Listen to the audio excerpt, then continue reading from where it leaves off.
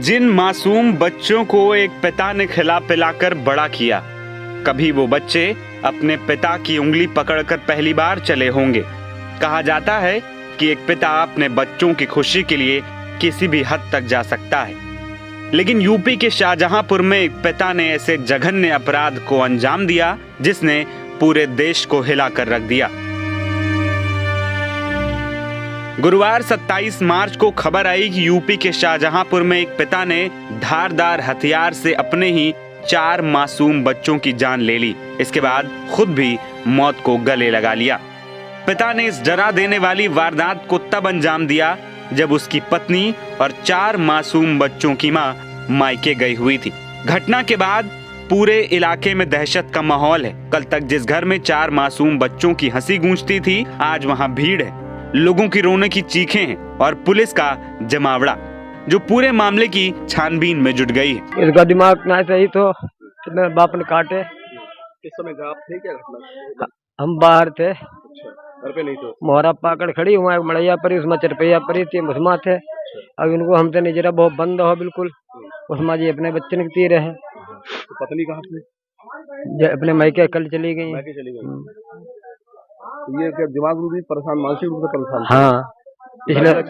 हाँ, पिछले साल एक्सीडेंट हुआ।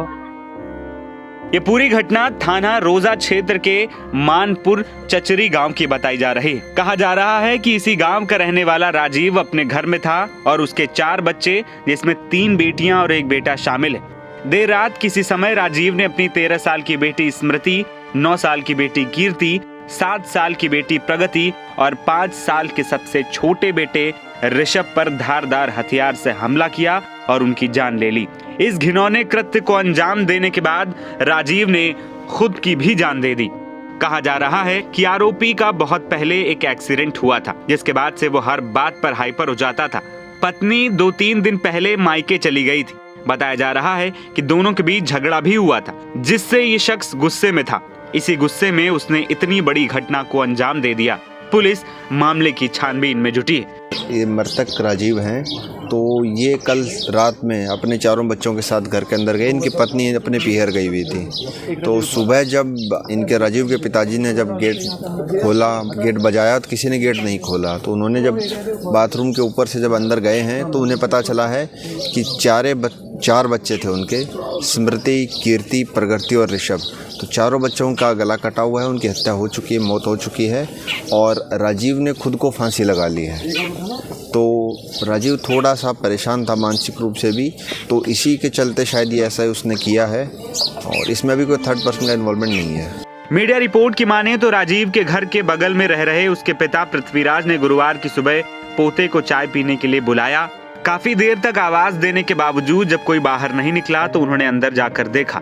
मंजर देखकर उनके होश उड़ गए और उन्होंने शोर मचाना शुरू कर दिया। हल्ला सुनकर ग्रामीण भी इकट्ठा हो गए।